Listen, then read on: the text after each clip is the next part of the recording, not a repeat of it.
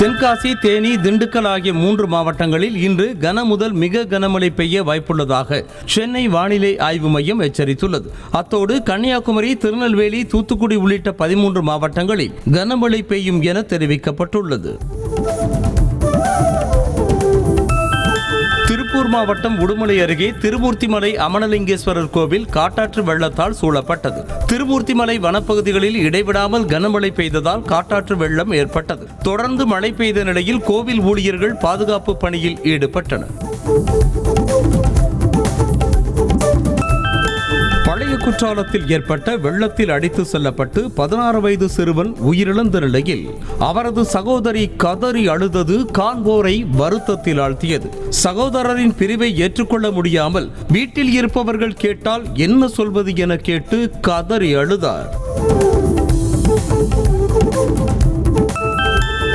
மறு உத்தரவு வரும் வரை தென்காசி மாவட்ட அணைகள் மற்றும் குற்றால அருவிகளுக்கு செல்ல சுற்றுலா பயணிகளுக்கு தடை விதிக்கப்பட்டுள்ளது. மேற்கு தொடர்ச்சி மலைப்பகுதியில் பெய்து வரும் கனமழை காரணமாக குற்றால அருவியில் ஏற்பட்ட திடீர் வெள்ளப்பெருக்கில் சிக்கி சிறுவன் உயிரிழந்ததை அடுத்து மாவட்ட ஆட்சியர் உத்தரவிட்டிருக்கிறார்.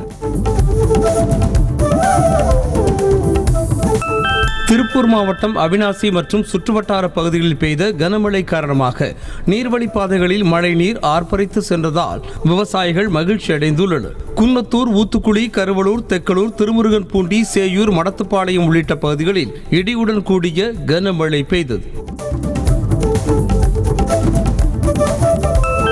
மாவட்டம் தொண்டாமுத்தூரில் 2 மணி நேரத்திற்கு மேலாக வெளுத்து வாங்கிய கனமழையால் திருவிக நகர் குடியிருப்பு பகுதியில் இடுப்பளவு தண்ணீர் தேங்கியது. தொடர்ந்து 10 ஆண்டுகளாக இதே நிலை நீடித்து வருவதாக வேதனை தெரிவிக்கும் அப்பகுதி மக்கள் மழைநீர் தேங்காமல் இருக்க உரிய நடவடிக்கை எடுக்க வேண்டும் என கோரிக்கை விடுத்தனர். சிறுவாணி அணையின் நீர்பிடிப்பு பகுதிகளில் தொடர்ந்து பெய்து வரும் கனமழையின் காரணமாக நீர்மட்டம் 10 அடியாக உயர்ந்துள்ளது. கோவை மக்களின் முக்கிய குடிநீர் ஆதாரமாக உள்ள சிறுவாணி அணையில் தண்ணீர் இல்லாமல் குடிநீர் தட்டுப்பாடு அபாயம் ஏற்பட்ட சூழலில் கோடை மழையால் நீர்வரத்து அதிகரித்துள்ளது. தருமபுரி மாவட்டம் அரூர், பாப்பிரெட்டிப்பட்டி பகுதிகளில் சுமார் 3 மணி நேரத்திற்கு மேலாக கொட்டி தீர்த்த கனமழையால் தாழ்வான பகுதிகள் மற்றும் சாலைகளில் மழைநீர் தேங்கியது. இதன் காரணமாக கோபிநாதம்பட்டி கூற்றோடு பகுதியில் உள்ள கடைகளில் தண்ணீர் புகுந்தது. கனமழை எச்சரிக்கையால் நாகப்பட்டினம் மாவட்டம் வேதாரண்யம் தாலுகா மீனவர்கள் சுமார் 10,000 பேர் மீன்பிடிக்க கடலுக்கு செல்லவில்லை. 4 நாட்களுக்கு கனமழை பெய்ய வாய்ப்புள்ளதாக வானிலை ஆய்வு மையம் எச்சரிக்கை விடுத்ததால் மறு அறிவிப்பு வரும் வரை மீனவர்கள் கடலுக்குள் மீன்பிடிக்க செல்ல வேண்டாம் என மீன்வளத்துறை அறிவித்துள்ளது.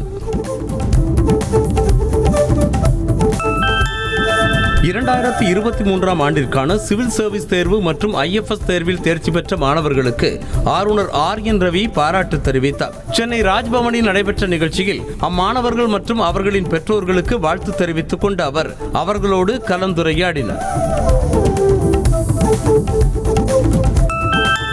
சென்னை தேனாம்பேட்டையில் உள்ள அன்பகத்தில் திமுக இளைஞரணியின் மாநில, மாவட்ட, மாநகர அமைப்பாளர்கள் செயல்பாடு குறித்த ஆலோசனைக் கூட்டம் இளைஞரணி செயலாளரும் அமைச்சருமான உதயநிதி ஸ்டாலின் தலைமையில் நடைபெற்றது. இதில் ராணிப்பேட்டை, திருப்பத்தூர், வேலூர் ஆகிய மாவட்டங்களின் நிர்வாகிகள் கலந்து கொண்டனர்.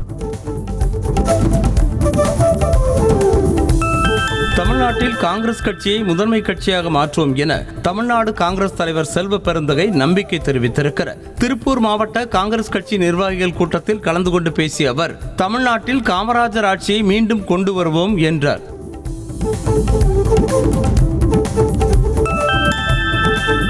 தமிழகத்தில் கல்வி கலைஞர் மயமாக்கப்பட்டு வருவதாக பாஜக மூத்த தலைவர் தமிழிசை சவுந்தரராஜன் குற்றம் சாட்டியுள்ளார். வேலூரில் செய்தியாளர்களை சந்தித்த அவர் போதை கலாச்சாரத்தை இரும்பு கரம் கொண்டு ஒடுக்க வேண்டும் என கேட்டுக்கொண்டார்.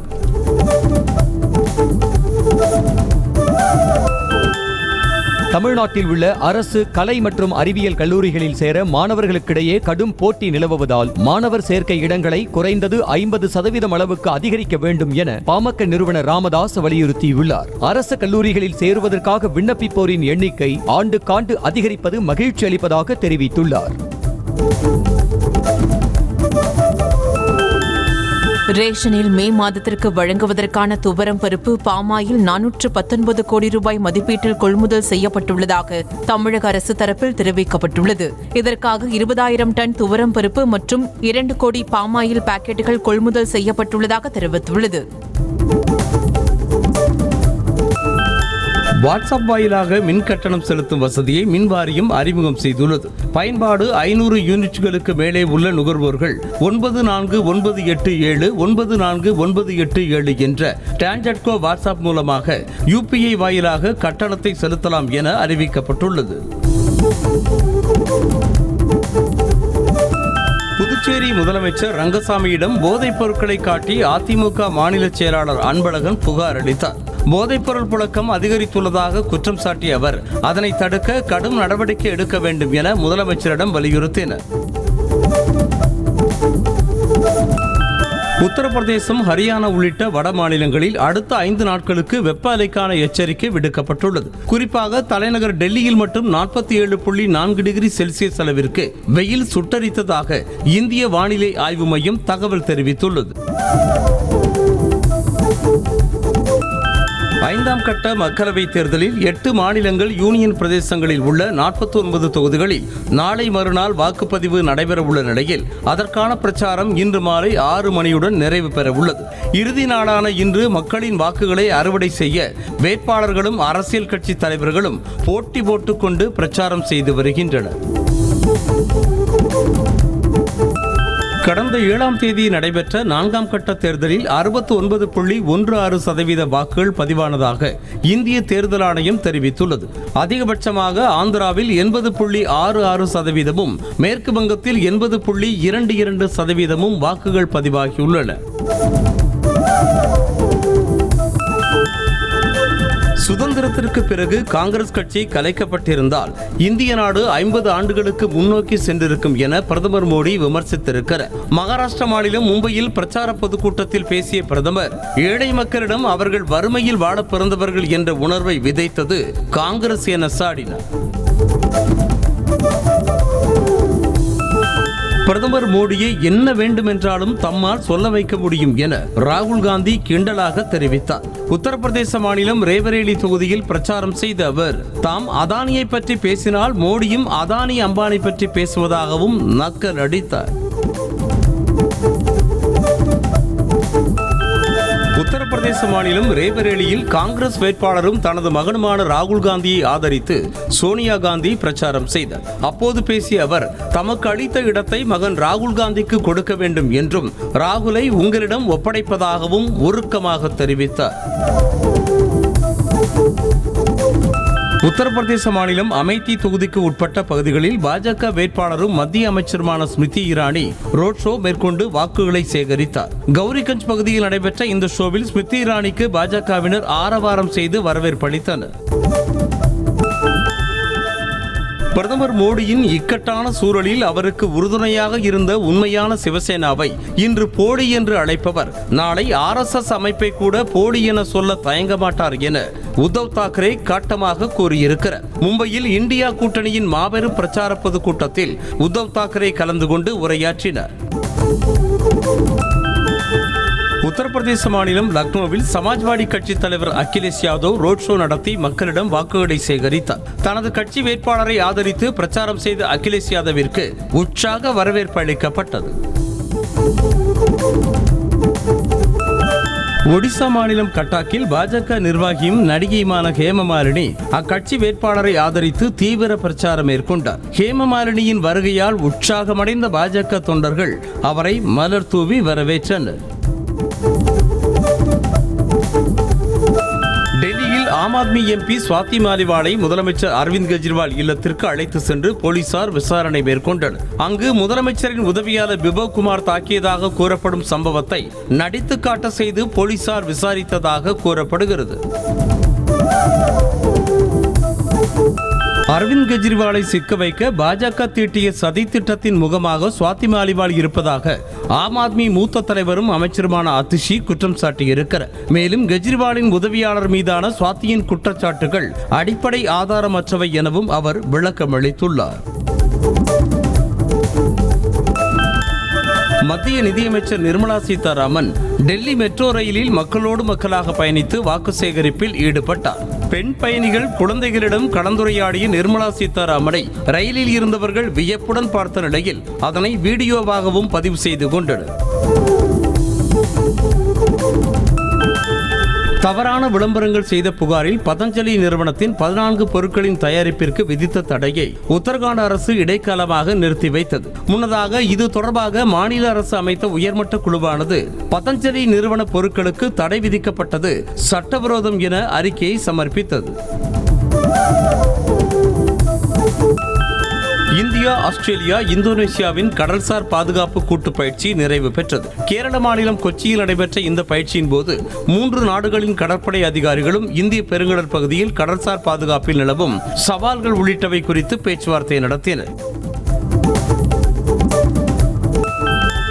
டெல்லியில் இருந்து பெங்களூருவிற்கு புறப்பட்ட ஏர் இந்தியா விமானத்தில் திடீரென தீ விபத்து ஏற்பட்டதை அடுத்து அவசரமாக மீண்டும் டெல்லி விமான நிலையத்தில் தரையிறக்கப்பட்டது. 175 பயணிகளோடு புறப்பட்ட AA807 என்ற விமானத்தின் ஏர் கண்டிஷனிங் யூனிட்டில் திடீரென தீ விபத்து ஏற்பட்டது. உத்தரப்பிரதேச மாநிலம் அயோத்தியில் சரையூ நதிக்கரையில் குடியரசு முன்னாள் தலைவர் ராம்நாத் கோவிந்த் தரிசனம் மேற்கொண்டார். ஆரத்தி நிகழ்ச்சியில் குடும்பத்தோடு பங்கேற்ற அவருக்கு உள்ளூர் நிர்வாகிகள் மாலை அணிவித்து பிரசாதங்களை வழங்கினர். சென்னை அடுத்த தாம்பரம் காவல் ஆணையர் அலுவலகத்தில் தமிழ்நாடு டிஜிபி சங்கர் ஜிவால் முதல் முறையாக ஆய்வு மேற்கொண்டார். ஆணையர் அலுவலகத்தில் உள்ள கோப்புகளை 5 மணி நேரம் ஆய்வு செய்து தாம்பரம் காவல் ஆணையாளர் அமல்ராஜுடன் ஆலோசனை நடத்தினார். திருப்பத்தூரில் 10 மற்றும் 12ஆம் வகுப்பு தேர்வுகளில் அதிக மதிப்பெண்களை பெற்ற மாணவர்களின் தரவரிசையை சுட்டிக்காட்டி தனியார் மற்றும் அரசு நிதி உதவி பெறும் பள்ளிகள் சார்பில் பேனர்கள் வைக்கப்பட்டுள்ளன. விதியை மீறி பேனர்களை வைத்திருக்கும் பள்ளிகள் மீது நடவடிக்கை எடுக்க சமூக ஆர்வலர்கள் கோரிக்கை வைத்துள்ளனர். சிவகங்கை அருகே கீழக்கண்டனியில் செயல்படும் எலைட் பள்ளி மாணவர் சேர்க்கை நடைமுறையில் மாற்றம் செய்ததற்கு எதிர்ப்பு கிளம்பியுள்ளது. மாவட்டத்தில் உள்ள அனைத்து அரசு பள்ளி மாணாக்கர்களுக்கும் வாய்ப்பளிக்கும் விதமாக கொண்டுவரப்பட்ட நடைமுறையால் அதிக மதிப்பெண்கள் எடுத்தவர்கள் பாதிக்கப்படுவதாக குற்றச்சாட்டு எழுந்துள்ளது. கோவை கவுண்டம்பாளையம் பகுதிகளில் 1 மணி நேரத்திற்கு மேலாக பெய்த பலத்த மழையால் பேருந்து நிறுத்தம் அருகே மழைநீர் தேங்கியது. இதனால் சாலையோரம் நிறுத்தி வைக்கப்பட்டிருந்த வாகனங்கள் மழைநீரில் சிக்கிய நிலையில் அவற்றை எடுக்க முடியாமல் உரிமையாளர்கள் அவதியடைந்தனர்.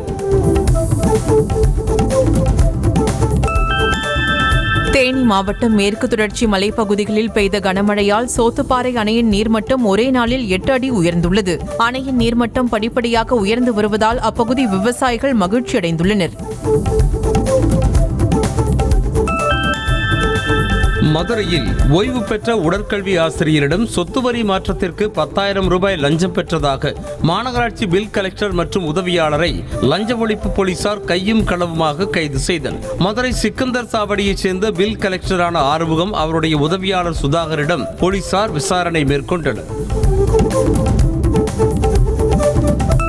சேலம் மாவட்டம் மேட்டூர் அருகே கிராம நிர்வாக அலுவலரை தாக்கிய நபரை போலீசார் கைது செய்தனர். மேச்சேரி அடுத்த பள்ளிப்பட்டி கிராம நிர்வாக அலுவலரான கந்தசாமி வாரிசு சான்றிதழ் தொடர்பான விசாரணைக்கு சென்றபோது வெடிக்காரனூர் பகுதியைச் சேர்ந்த மாரி என்பவர் தாக்கியதாக போலீசில் புகார் அளிக்கப்பட்டது. காரைக்காலில் பெய்த மழையால் பருத்தி வயல்களில் மழைநீர் சூழ்ந்தது. தண்ணீர் வடிவதற்கு ஏதுவாக வடிகால் வாய்க்கால்கள் தூர்வாரப்படாததால் வயல்களில் தேங்கிய மழைநீர் காரணமாக பருத்தி காய்கள் வீணாகிவிட்டதாக விவசாயிகள் வேதனை தெரிவித்துள்ளனர். கோவை சுற்றுவட்டார பகுதிகளில் பெய்த கனமழையால் ஆலந்துறை மின்வாரிய அலுவலகம் அருகே இருந்த பழமையான புங்கை மரம் சாலையில் முறிந்து விழுந்தது. தகவல் அறிந்து வந்த ஆலந்துறை பேரூராட்சி மற்றும் நெடுஞ்சாலைத்துறை அதிகாரிகள் மரத்தின் கிளைகளை வெட்டி சாலையில் இருந்து அகற்றினர்.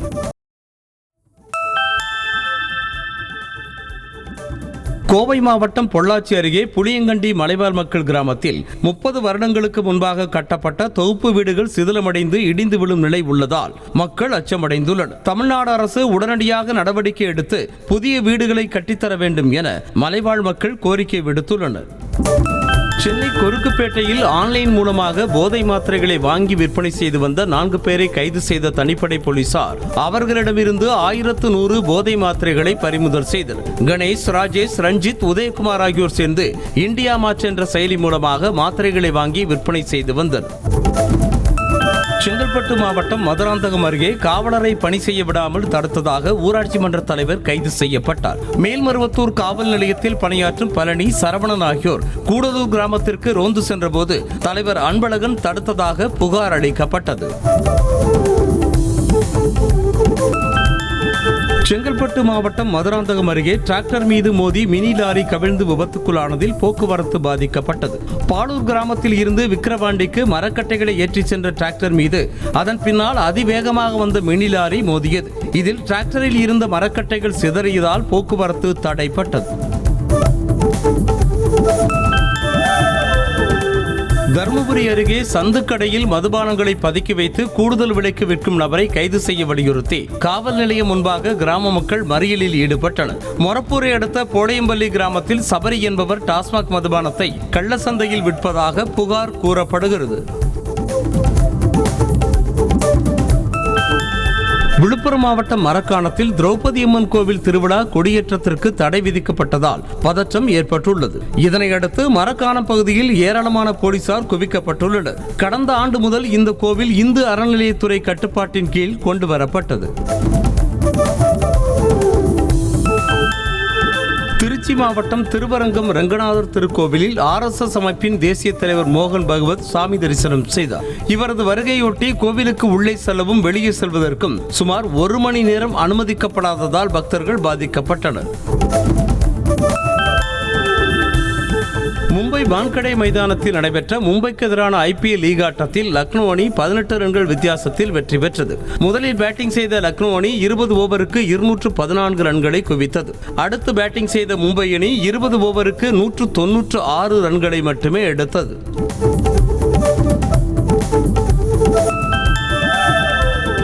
IPL வரலாற்றில் 5 முறை கோப்பை வென்ற மும்பை அணி நடப்பு IPL-இல் நடைபெற்ற கடைசி லீக் ஆட்டத்தில் ஆறுதல் வெற்றி கூட கிடைக்காமல் தொடரில் இருந்து வெளியேறியது. நடப்பு தொடரில் 14 ஆட்டங்களில் விளையாடிய மும்பை அணி 10 போட்டிகளில் தோல்வியை சந்தித்து புள்ளிப்பட்டியலில் கடைசி இடத்தை பிடித்து ரசிகர்களுக்கு பேரதிர்ச்சியை கொடுத்தது. இந்திய கிரிக்கெட் அணியின் புதிய தலைமை பயிற்சியாளர் பதவிக்கு விண்ணப்பிக்க முன்னாள் வீரர் கௌதம் கம்பீரை BCCI அணுகியிருப்பதாக தகவல் வெளியாகியுள்ளது.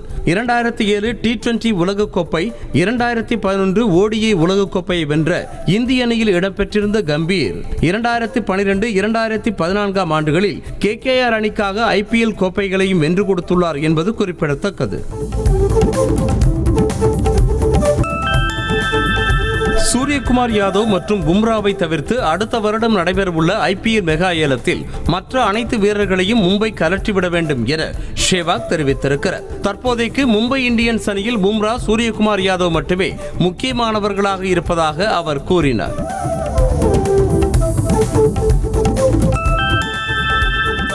இம்பாக்ட் பிளேயர் விதி ஆல்ரவுண்டர்களை காட்டிலும் பந்து வீச்சாளர்களையே அதிகம் பாதித்துள்ளதாக சன்ரைசர்ஸ் ஹைதராபாத் அணியின் சுழற்பந்து வீச்சாளரான ஷாபாஸ் அகமது தெரிவித்திருக்கிறார்.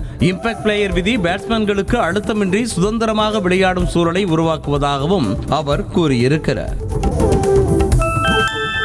கர்நாடக அரசின் கூட்டுறவு பால் உற்பத்தி கழகமான நந்தினி வரும் T20 உலகக்கோப்பையில் ஸ்காட்லாந்து அணியின் ஸ்பான்சராக இணைந்திருக்கிறது.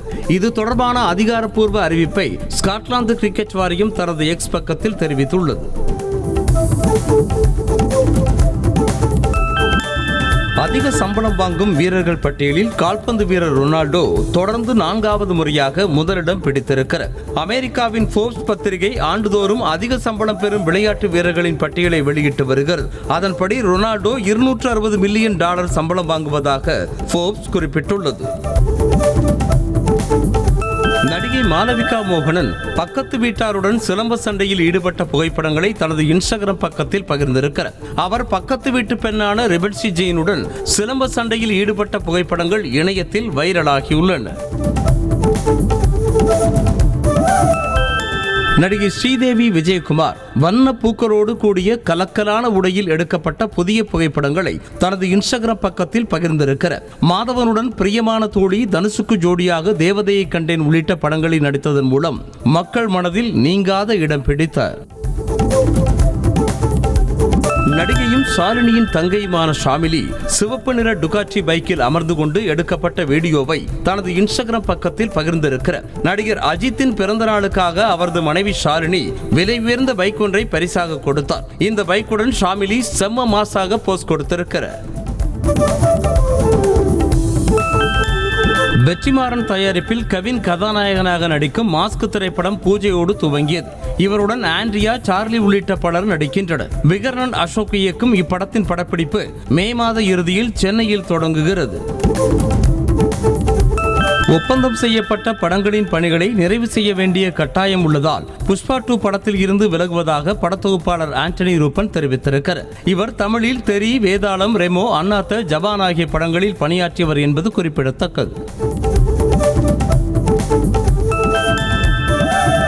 ஆந்திர மாநிலம் திருப்பதி திருமலையில் பரவலாக மழை பெய்ததால் சாமி தரிசனத்திற்காக காத்திருந்த மக்கள் சிரமத்துக்குள்ளாகினர். கோடை விடுமுறையை ஒட்டி ஏராளமானோர் தங்களது குடும்பத்துடன் ஏழுமலையானை தரிசிக்க வருகை தந்திருக்கும் நிலையில் மழை காரணமாக சாமி தரிசனத்திற்காக வரிசையில் காத்திருந்த பக்தர்கள் ஓட்டம் பிடித்தனர்.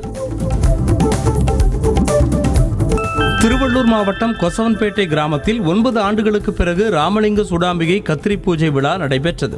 இதில் கேரள செண்டை மேளம் முழங்க பூஜை நடைபெற்றது. பெண்கள், குழந்தைகள் பங்கேற்ற கோலாட்டம் மற்றும் ஆண்கள் கத்தி போடும் நிகழ்ச்சிகள் நடைபெற்றன.